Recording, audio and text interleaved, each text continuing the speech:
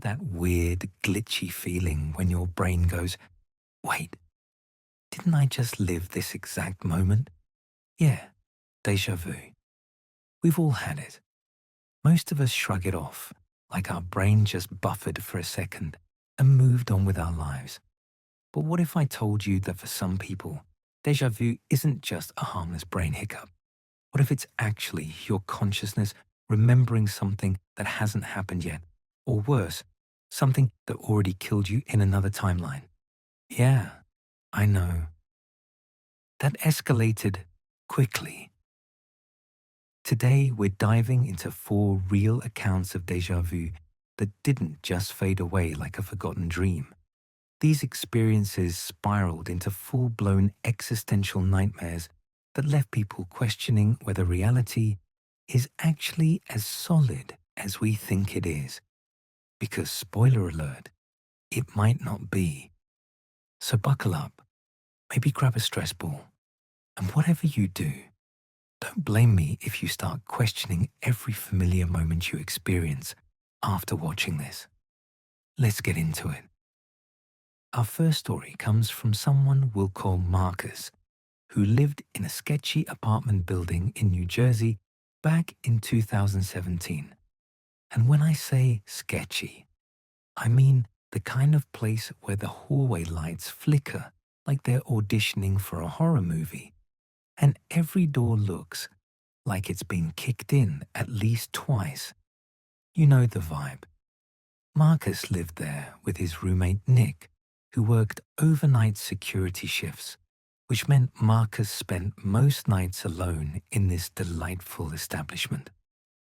One Thursday evening in February, Marcus came home later than usual, and as he climbed the stairs, he got hit with a smell. Burned rubber mixed with citrus cleaner. Weird combo, right? But that smell triggered something in his brain, like a file being forcibly opened. Then the déjà vu hit him. And I'm not talking about that weak, this feels familiar, déjà vu. I'm talking about the kind that slams into you like a freight train made of memories you shouldn't have. Marcus stopped dead in the hallway, about 5 feet from his door, and suddenly knew exactly what was about to happen next. The light above him flickered twice. A woman downstairs yelled something muffled, then laughed. Then something heavy fell at the far end of the hallway, a dull metallic thud. And it all happened in that exact order, exactly as he predicted.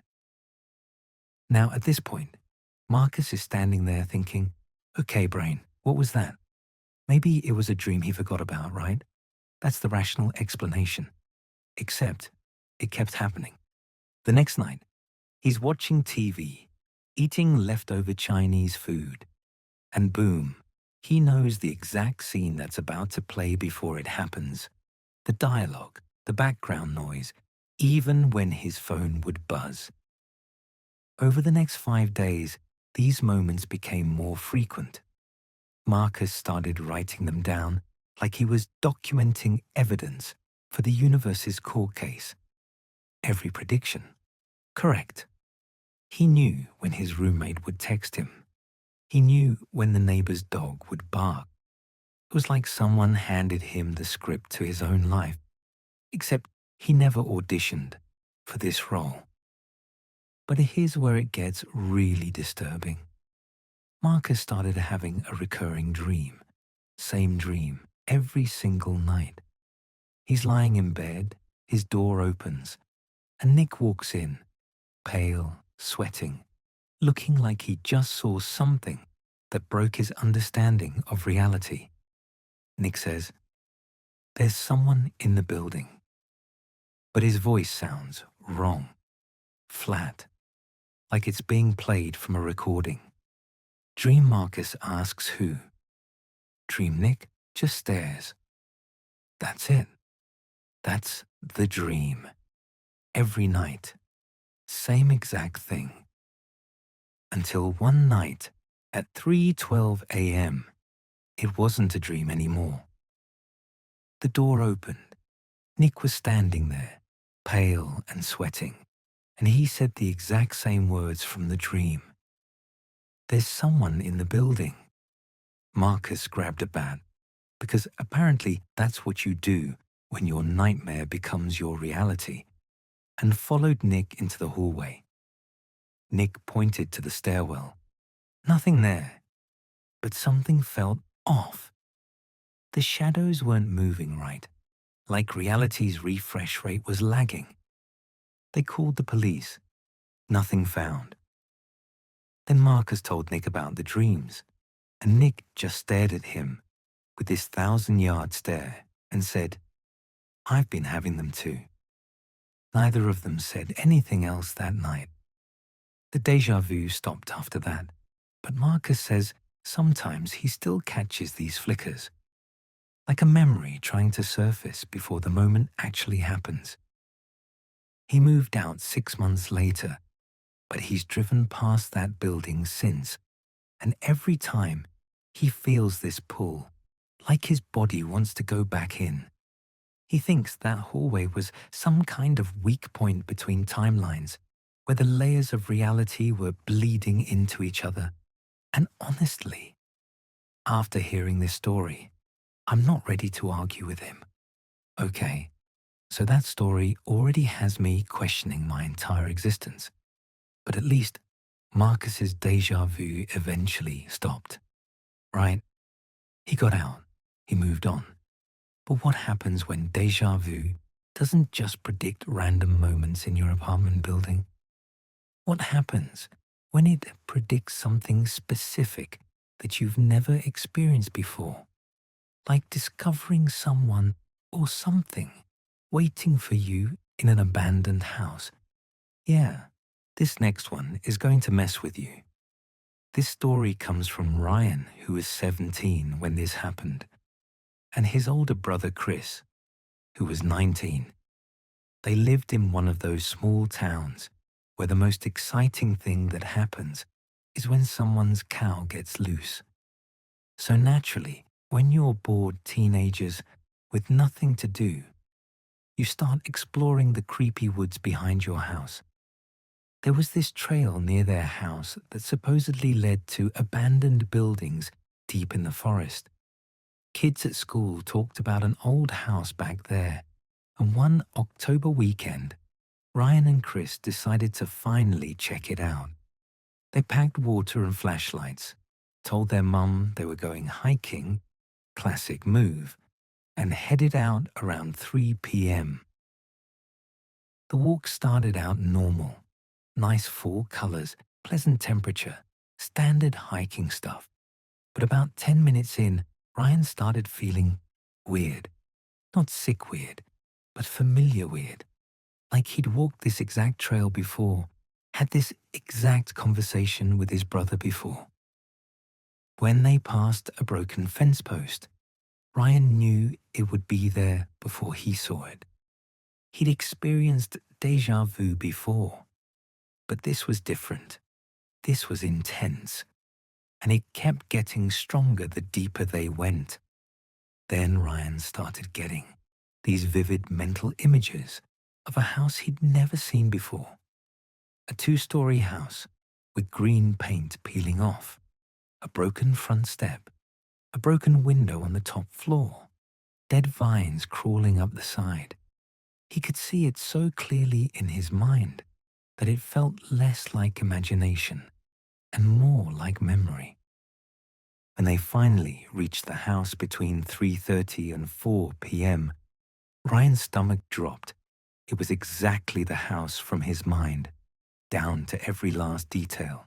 The green paint, the broken step, the window, the vines, everything. Chris kept walking toward the house like it was no big deal, but Ryan wanted to turn around and leave immediately. He asked Chris if it felt familiar to him. Chris looked confused and said no.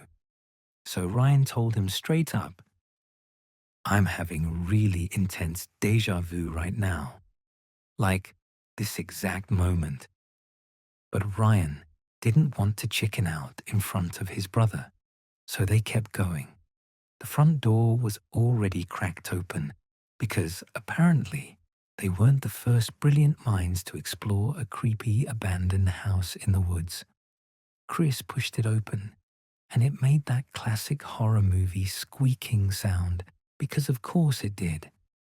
Inside smelled exactly how you'd expect an abandoned house to smell, and the silence was so heavy it felt like pressure on their ears. They explored the first floor for a while. Broken furniture, peeling wallpaper, a kitchen with no lights, a living room with a fireplace. The whole time, Ryan felt like someone was watching them. Then Ryan said something without thinking. The words just came out. I remember being here before. Chris stopped and turned around. What do you mean? Ryan repeated himself. I remember this place. The kitchen, that hallway, the fireplace. And I remember a woman upstairs. Chris thought Ryan was just trying to freak him out and add to the creepy atmosphere. But Ryan insisted he wasn't joking. He had this weird memory of being in this house and someone being upstairs. Then they heard it. A soft creak from upstairs, like a floorboard being stepped on. They both froze. Chris, being the braver or dumber older brother, dared Ryan to go check it out. Ryan said, absolutely not, which is the only correct response. They played rock, paper, scissors to decide who would go upstairs. Ryan lost, but still refused to go. Eventually, Chris went up by himself, while Ryan stayed at the top of the stairs. Chris walked toward the last room on the right. The door was slightly open. He reached out and pushed it open more. Ryan couldn't see what was inside from where he was standing, but Chris saw something. He froze. Then he screamed and practically shoved Ryan down the stairs, yelling, "Run!" They didn't stop running until they were completely out of breath, bent over, hearts pounding like they'd just escaped death itself. What did you see? Ryan finally asked. Chris looked at him with wide eyes and said, there was a woman in there, just standing by the window, staring like a statue. He described her as having shoulder-length, greyish-blonde hair. That's all he could focus on before his brain told his legs to get the hell out of there. Chris kept asking Ryan, how did you know there would be a woman up there? Ryan thought maybe Chris was pulling a reverse prank on him, but Chris never caved, never said he was kidding. Even years later, he insists he saw that woman. Ryan says part of him wonders if Chris flipped the script as a prank, but deep down, he believes him. They both heard that sound from upstairs, and Ryan's déjà vu was way too specific to be coincidental. The question is, was Ryan remembering the future? Or was he remembering a different timeline where maybe he went into that room first and didn't make it back out? Sleep tight with that thought. All right, so we've covered déjà vu that predicts creepy apartment incidents and abandoned house encounters. But what if déjà vu isn't just about predicting uncomfortable moments? What if it's actually your brain trying to save your life by showing you memories from a timeline where you died? Because this next story, it's about someone who thinks they might have dodged their own death by remembering it. This story takes place in 2020 during the pandemic. You know, that time when we were all questioning reality anyway. And it comes from someone who was driving home late from his girlfriend's house around 1:30 a.m. It had just snowed, not heavily, but enough to make the road slick and dangerous. He lived in a small town outside Scranton, Pennsylvania. Yes, like The Office. but less funny and more potentially deadly. There's this one intersection near his place that's infamous for accidents. 4 stop signs, no traffic lights, and on snowy nights, it's basically a game of will the other driver obey the rules, or will physics teach us all a lesson? As he approached the intersection, he felt this heavy sensation in his chest. Not fear exactly, just this weird feeling of being out of place, like he'd stepped into a moment he'd already lived. He slowed down even though he had the right of way. Then, without warning, a black pickup truck blew through the stop sign on his left. If he hadn't hit the brakes early, it would have T-boned his car and probably killed him. He pulled over, shaking, watching the taillights disappear into the snow. That would have killed him. He knew it. But here's the disturbing part. He knew it was coming, not in the I should be cautious way. He remembered it. He remembered the crunching metal, the glass, the airbag crushing his face. None of it happened in this timeline, but he remembered it like a fact, like a memory. He tried to chalk it up to stress and pandemic-induced insanity, but then it kept happening. A few nights later, at a red light, he remembered the song that would come on the radio before it did. He remembered a woman walking her dog across the street, even though he couldn't see her yet. Then the dream started. Same road, same crash. Every night, more vivid. In one dream, he got out of the car and saw his own body slumped in the driver's seat, eyes glassy, a long gash across his temple. He could hear himself trying to breathe. On the 5th night, he woke up in a sweat and decided he wouldn't take that route anymore. He drove 10 minutes out of the way and took the highway instead. Later that day, he got a message from a friend. There had been a fatal crash at that same intersection. Same time he usually drove through it. Same make and color car as his. Different person, but the same ending. Ever since then, he's wondered, was he remembering his own death in another timeline? Did some part of his consciousness reroute at the last second?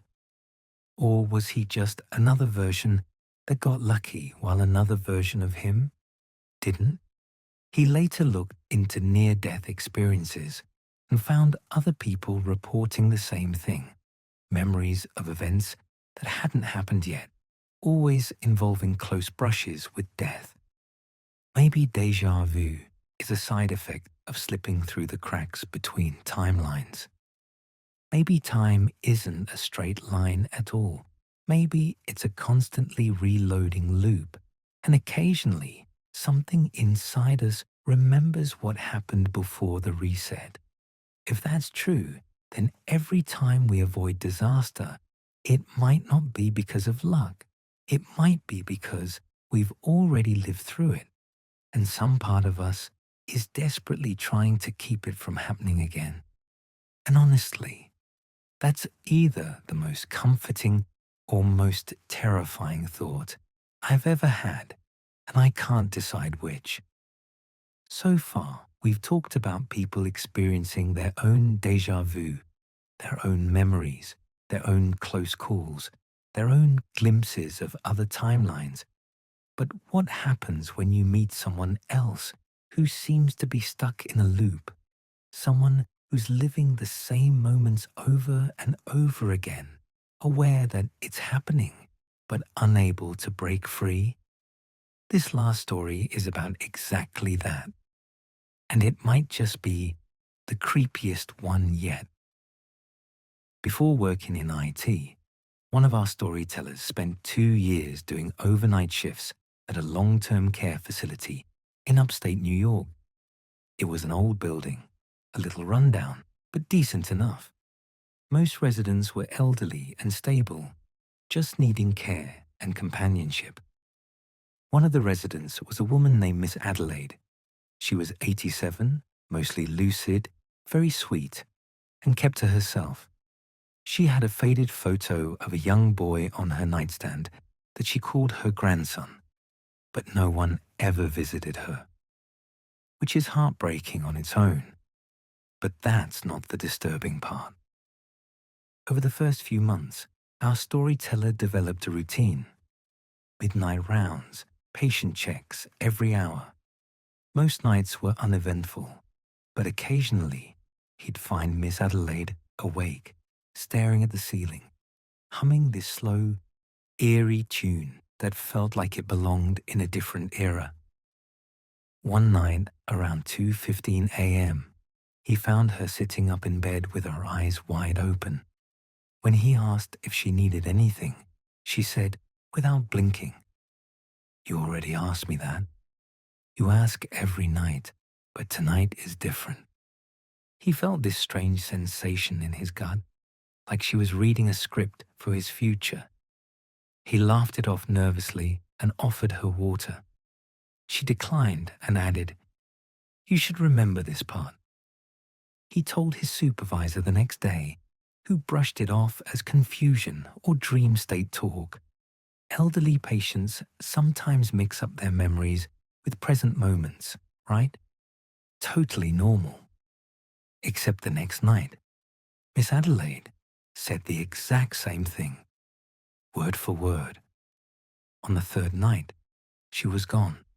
She passed in her sleep around 1:50 a.m.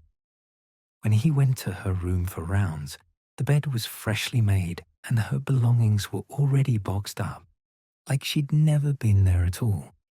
He couldn't stop thinking about what she'd said, so he did some digging through old records and archived notes.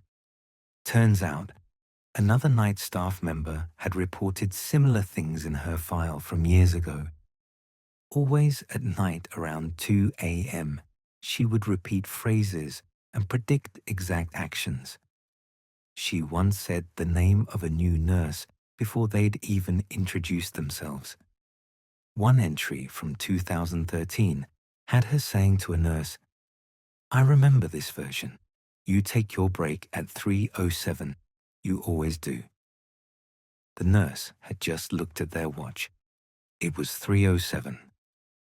Our storyteller doesn't believe in the paranormal, but he thinks Miss Adelaide was stuck in some kind of loop, like she was watching her life play out again and again, waiting for it to end differently.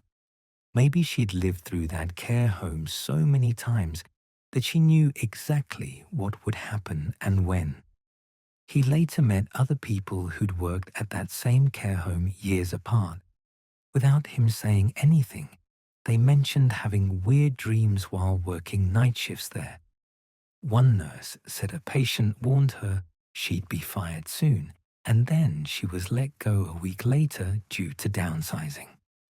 She didn't remember the patient's name, but the description matched Miss Adelaide. Now our storyteller works behind a desk, but he still gets occasional waves of déjà vu. And when he does, he stops and listens. Because maybe it's not just a trick of the brain.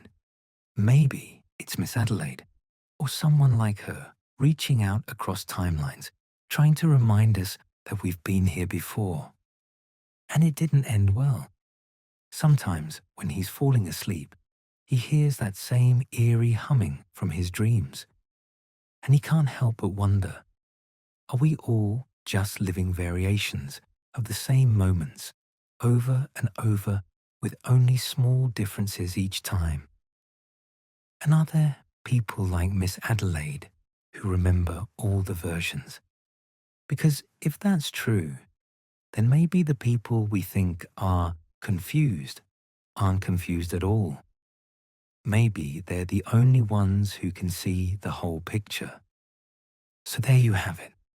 4 real accounts of déjà vu that went way beyond the typical, "Wait, didn't I just say that?" moment. These people experienced something that challenged their entire understanding of reality, time, and memory. The question is, Is déjà vu just a harmless glitch in our brain's wiring? Or is it evidence that time isn't linear, that we're living through multiple versions of the same moments, and occasionally our consciousness remembers what happened in a different timeline? Personally, after researching these stories, I'm leaning toward the reality is way weirder than we think camp. But I want to hear from you. Have you ever experienced intense déjà vu that felt too specific to be coincidental? Have you ever felt like you remembered something before it happened? Drop your stories in the comments below, and if they're creepy enough, maybe we'll feature them in a future video. If you made it this far and your brain isn't completely melting, hit that like button and subscribe for more disturbing real stories that'll make you question everything you thought you knew about reality. And seriously, turn on notifications because you don't want to miss the next one. Also, if you're lying in bed right now and suddenly feel like you've lived this exact moment before, well, maybe you have. And maybe next time, you should pay attention to what happens next. Thanks for watching, and remember, reality is optional. Or is it? I guess we'll find out next time. Stay curious, stay skeptical, and whatever you do, don't ignore your déjà vu. It might just save your life.